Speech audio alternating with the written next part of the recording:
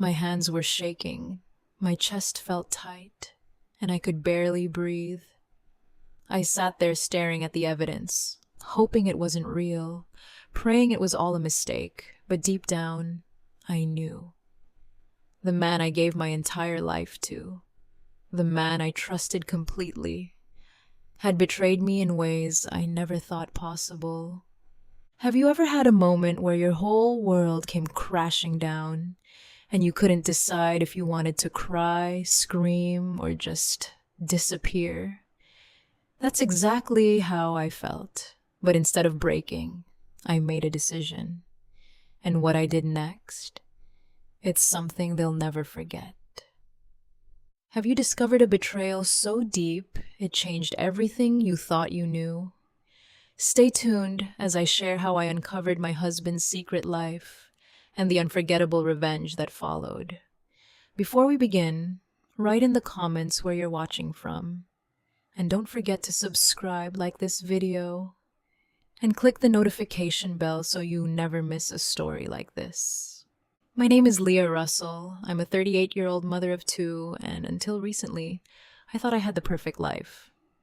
My husband, Josh Russell, and I married for 15 years. He was everything I thought I wanted. Charming, hardworking, and endlessly supportive. I dedicated my life to building our family, making sure our home was filled with love and stability. Josh worked in corporate finance, and his career often demanded long hours and frequent travel. I admired his ambition and took pride in his success, never questioning his late nights or business trips. After all, he always assured me it was all for us, for our family. I'd tell myself, he works so hard because he loves us. I believed it with my whole heart, but looking back now, there were signs, tiny fleeting moments that I brushed aside, like how he suddenly became more protective of his phone, taking it with him everywhere, even into the shower, or how his once sporadic business trips became more frequent, sometimes lasting longer than expected. Whenever I brought it up, he'd laugh it off, saying, "Leah, you know how demanding work can be." And I believed him because I wanted to. We had our routines, weekends spent with the kids, date nights when his schedule allowed, and occasional getaways to recharge. To the outside world, we looked like the picture-perfect couple. I was the supportive wife, the one who held everything together while he climbed the corporate ladder. But over time, something changed. Josh started pulling away in ways I couldn't explain. He became more distant, more distracted, as though he was physically present but emotionally miles away. I told myself it was just the stress of his job and that we all go through ups and downs. But there were moments when his behavior left me unsettled, like the times he'd come home smelling of perfume that wasn't mine, or when his credit card statements showed charges I didn't recognize. When I asked, he'd always have an answer: a client dinner, a last-minute gift for a coworker. And because I trusted him, I let it go. Then there was the way he started overcompensating. Out of nowhere, he became unusually generous with gifts. Flowers, jewelry, expensive dinners. He'd say, "You deserve this, Leah. You've been so patient with me." And while part of me was flattered, another part couldn't shake the feeling that he was trying to distract me, to make me stop asking questions. As for me, I poured everything into keeping our family strong. I've always been the type to believe that if you work hard enough, love can overcome anything. I was deeply committed to our marriage, to the life we had built together. I never imagined I'd have to question it. And then there was her, the woman I didn't even know existed until everything came crashing down. I didn't know her name, her face, or her story, but somehow she was already part of my life, lurking in the shadows of my marriage. Looking back, I wish I had trusted my instincts, that I had pushed harder when things didn't feel right, but I didn't. I ignored the little voice in the back of my mind, the one that whispered something wasn't adding up. Because when you love someone, you want to believe in them. And that belief became my blind spot. I thought I knew everything about Josh, including the life we had built together. But I was wrong. I didn't know my husband at all. It started with a single credit card statement. I wasn't the type to go through Josh's finances. He always managed that side of things. But one day, while sorting through the mail, I noticed an envelope from a jewelry store. At first, I thought it was a surprise gift, something he planned to give me for our anniversary or a special occasion. But as I opened the statement, I froze. The charge was recent, only a few weeks old, and it was for a significant amount. My heart raced as I tried to recall if he had given me anything new recently. There was nothing. No jewelry, no explanation, nothing. I pushed the thought aside, telling myself there must be a logical reason. Maybe he was planning something special. Maybe I was overthinking. But the unease wouldn't go away. That night, as he slept beside me, I couldn't stop thinking about the charge. I convinced myself to let it go, but a few days later, something else caught my attention. His phone. Josh had always been attached to his phone, but recently, it seemed like he guarded it with his life. It was always with him, never left on the counter like it used to be. I didn't think much of it until one night, after a long day at work, he fell asleep on the couch. His phone buzzed, and for a moment, I hesitated. I knew it wasn't right to invade his privacy, but something deep inside pushed me to look. The screen lit up with a message. "Can't wait to see you again." My heart dropped. I felt a lump in my throat as I stared at the message, unable to process what I was seeing. It wasn't from a name I recognized, just a number with no contact photo. I told myself it could be anything, anyone. But when I unlocked the phone, I found a thread of messages that shattered my world. They weren't just casual texts. They were intimate and emotional, the kind of words that no married man should be exchanging with another woman. My hands trembled as I scrolled through the messages, each one feeling like a dagger to my heart. And then I saw it. Her name. He called her Emma. I sat there in complete disbelief, trying to make sense of what I was seeing. Was this real? Could Josh, my husband, the father of my children, really be having an affair? I wanted to wake him up right then and there, to scream at him and demand answers. But I couldn't move. I felt paralyzed, a wave of betrayal washing over me. The next few days were a blur. I started piecing things together, going over every moment in our marriage that didn't make sense. The late-night meetings, the extended business trips, the unexplained purchases. They all started to add up. I checked the credit card statements again, this time with a sharper eye. There were hotel bookings, expensive dinners, and more charges from stores I had never stepped foot in.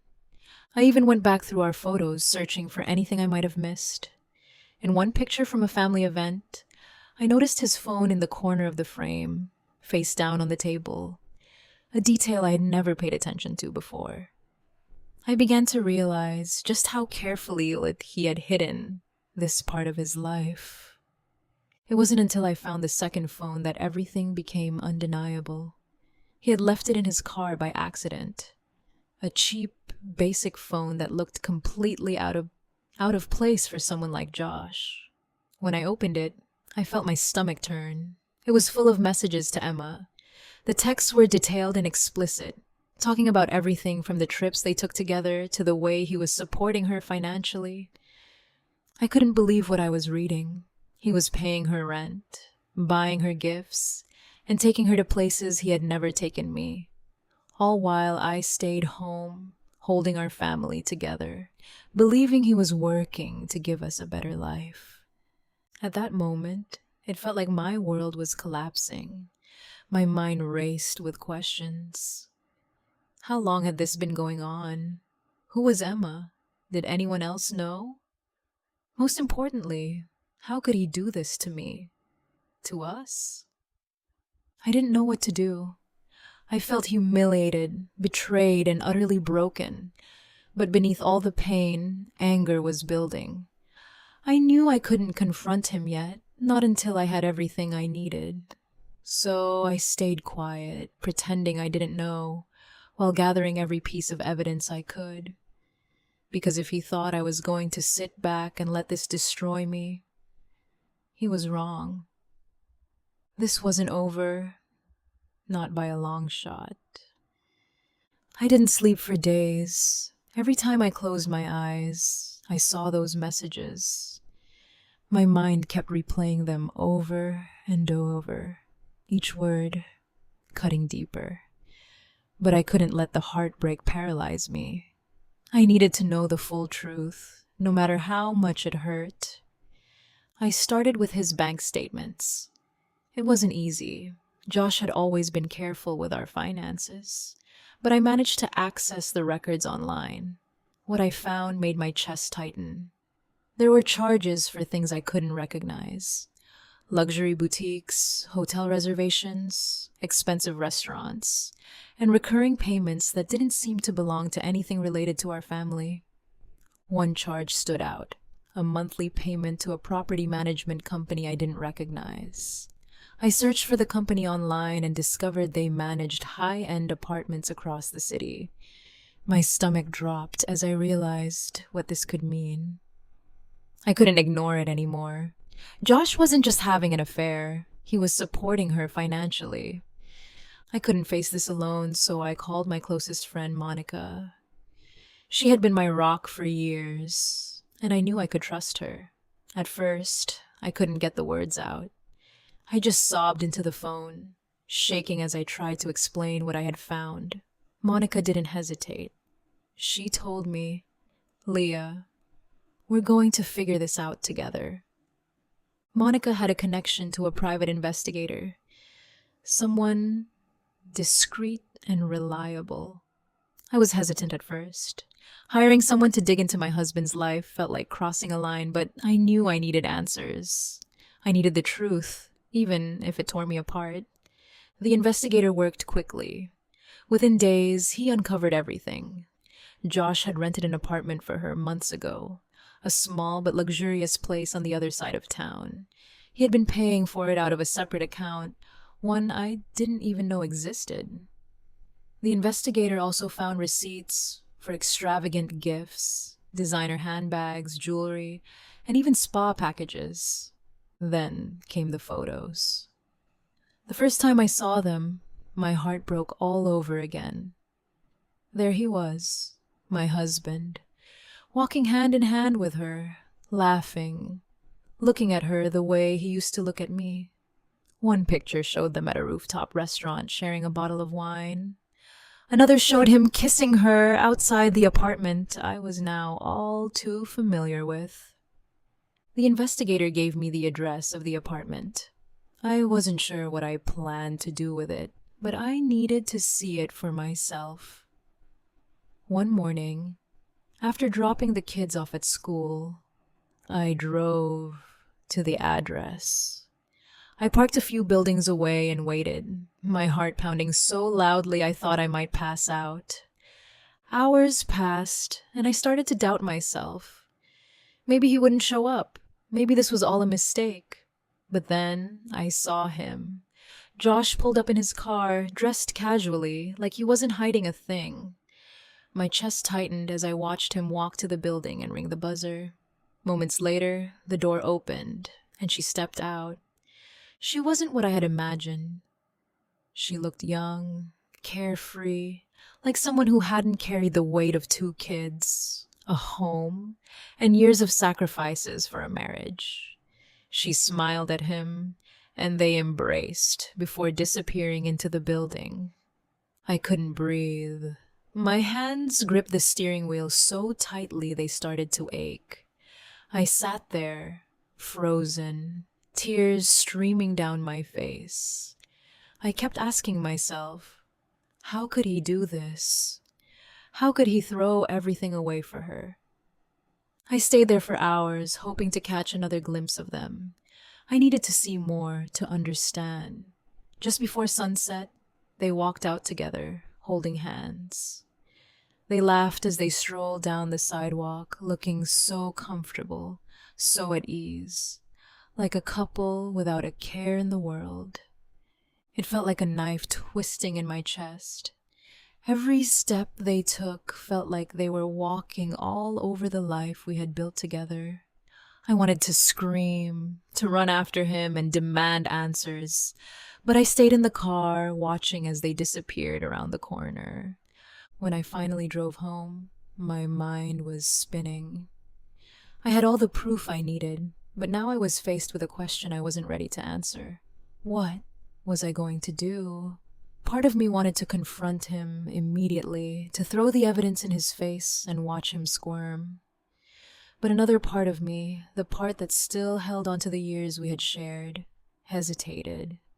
I couldn't understand how someone I loved so deeply could betray me like this. It felt like I had been living in a lie, like the man I thought I knew had never really existed. The pain was unbearable, but I knew one thing for certain. I wasn't going to let this destroy me. I had to be strong, not just for myself, but for my kids. And if Josh thought he could get away with this, he was about to learn just how wrong he was. If you were in my position, would you have confronted him immediately or planned your own revenge? Share your thoughts in the comments below. And if this story has you hooked, hit that like button and subscribe for more real-life stories that challenge what we think we know about love and betrayal. That night, I waited for Josh to come home. The kids were already asleep, and the house was silent, except for the sound of my own shallow breaths. My hands were trembling, my heart pounding in my chest. I had rehearsed what I was going to say over and over in my head, but now that the moment was here, I felt frozen. How do you confront someone you've loved for over a decade about something that shatters everything you thought you knew? When he finally walked through the door, I stood in the kitchen, waiting. He greeted me casually, as if it were any other evening. But I couldn't respond. I just stared at him, holding the phone in my hand. The phone with all the messages, the photos, the proof. He stopped in his tracks, sensing something was wrong. "Leah? What's going on?" he asked, his tone cautious. I couldn't hold it in anymore. "Who is Emma?" I blurted out, my voice cracking under the weight of my emotions. His face changed instantly. The color drained from his cheeks. And for a moment, he didn't say anything.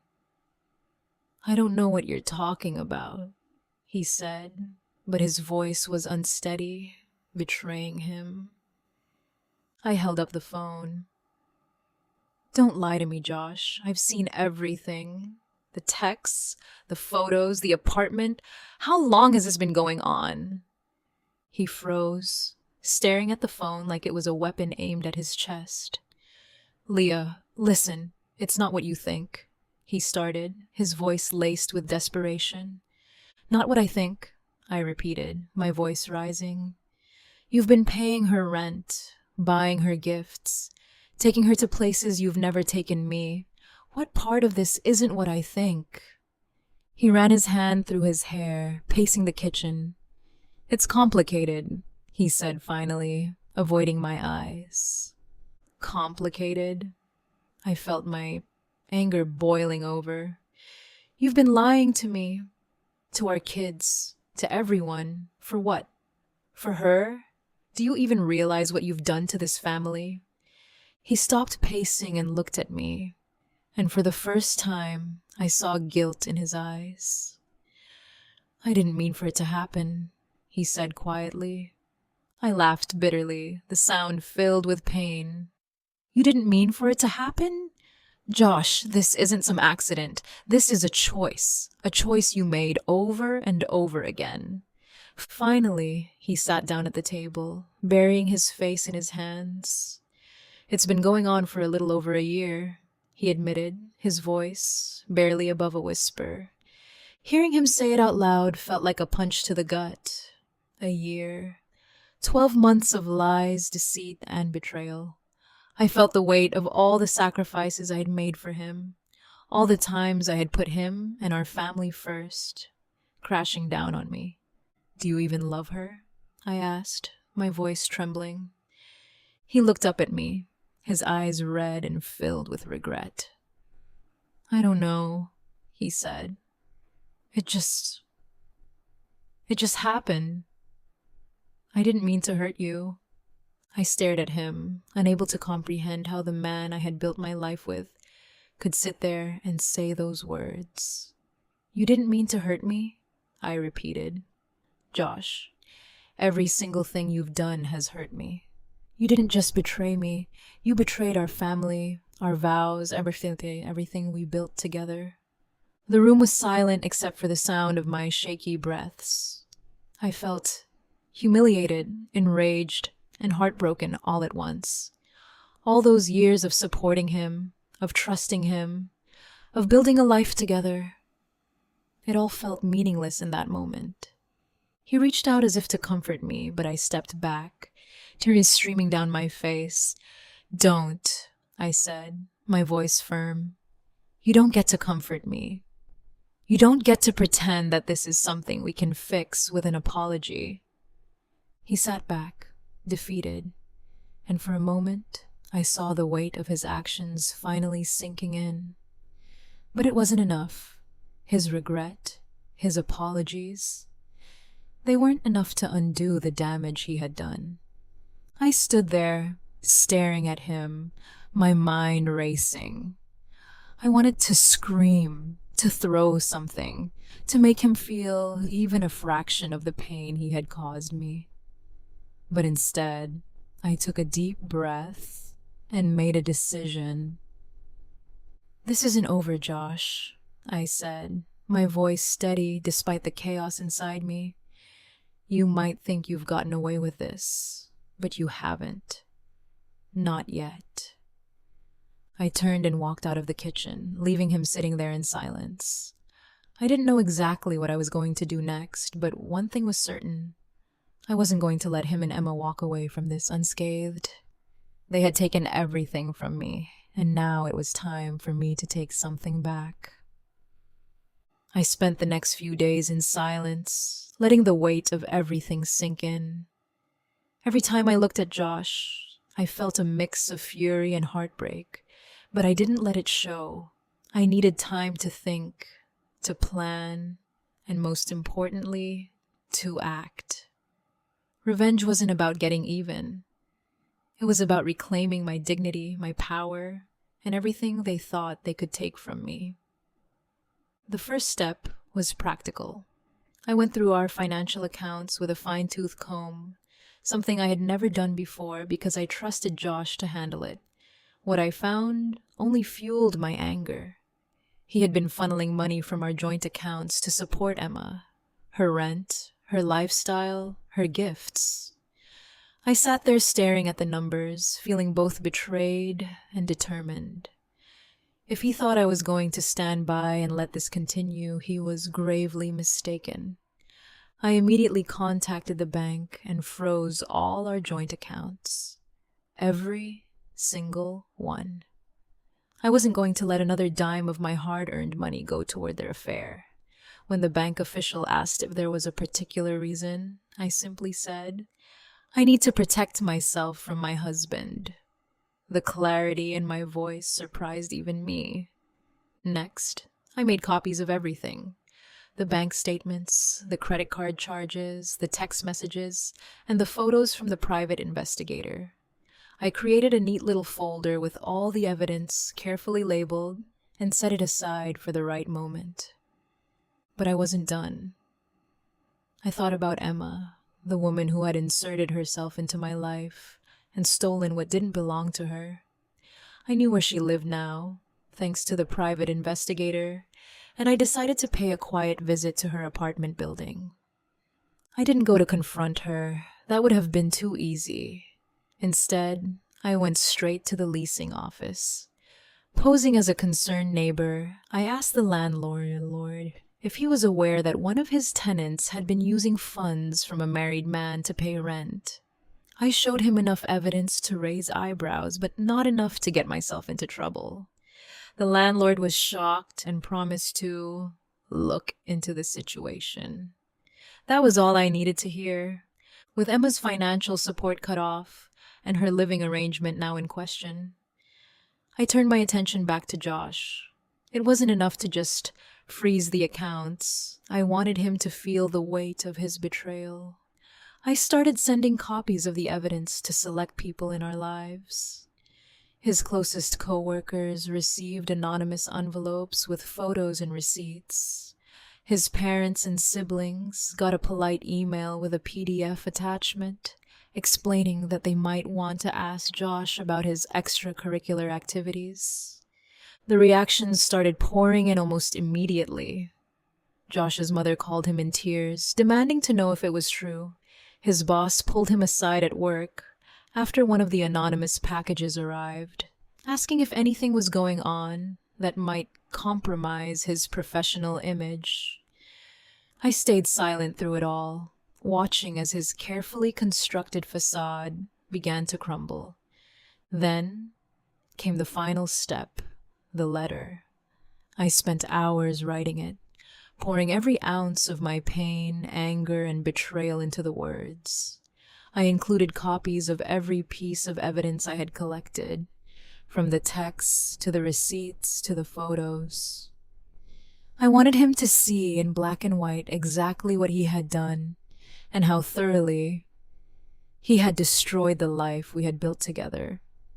I left the letter on the kitchen counter, right where I knew he would see it, and then I packed my bags. I didn't take much, just enough to get by for a while. I wasn't running away. I was leaving on my terms. Before I walked out the door, I looked around the house one last time. It didn't feel like home anymore. As I drove away, I felt a strange mix of emotions. There was sadness, of course, but also relief. For the first time in months, I felt like I was in control. The fallout was exactly what I expected. Josh called me repeatedly, begging me to come back, to talk, to work things out. His tone shifted from desperate to angry to defeated as he realized I wasn't going to respond. I heard through the mutual friends that Emma had been forced to leave her apartment, and that their relationship was crumbling under the weight of the chaos I had unleashed. I didn't feel joy or triumph, not really. What I felt was closure. They had tried to break me, but in the end, I walked away stronger. And while they were left to pick up the pieces of their shattered lives, I was already building a new one, far away from the wreckage they created. To anyone who's ever been in my shoes, wondering if they should fight back or simply walk away, I'll tell you this. You have every right to take back your power. Don't let anyone make you feel like you have to stay silent. Sometimes the best revenge is simply proving that you're stronger than they ever imagined. As I sat alone in my new apartment, far away from the chaos I had left behind, I finally allowed myself to breathe. For the first time in months, maybe even years, I felt the heavy weight of betrayal beginning to lift. The silence was deafening, but it was also liberating. It was a space for me to finally reflect on everything that had happened and what it had taught me. Revenge wasn't about hurting Josh or Emma. It wasn't even about getting even. It was about taking back the power they had stolen from me. For so long, I had lived in the shadow of his lies, questioning my worth and wondering what I had done wrong. But now, I understood. His betrayal wasn't about me. It was about his selfishness, his inability to value what he had, and his weakness. I refused to carry the burden of his choices any longer. I started focusing on myself in ways I hadn't done in years. I went back to therapy, not to dwell on the past, but to understand it and make peace with it. I needed to learn how to forgive myself for ignoring the red flags, for staying silent when I should have asked questions, and for believing in someone who didn't deserve my trust. For the first time, I put myself first. I signed up for a painting class I had always wanted to take. I started running again, something I had given up years ago when life got too busy. I reconnected with old friends, people I had unintentionally distanced myself from because I was so consumed with being the perfect wife and mother. Slowly, I began to rediscover who I was outside of my marriage. My kids became my greatest source of strength. They didn't fully understand what had happened, but I made a promise to myself to show them what resilience looks like. I wanted them to see that even when life falls apart, you can rebuild, and you can do it with grace and dignity. One of the hardest lessons I learned was that closure doesn't come from the person who hurt you. It comes from within. Josh never gave me the apology I deserved, and Emma never faced me to explain her role in all of this. But I realized I didn't need their words or their regret to move on. I found closure in knowing that I had survived, that I had taken control of my life when it felt like it was spinning out of control.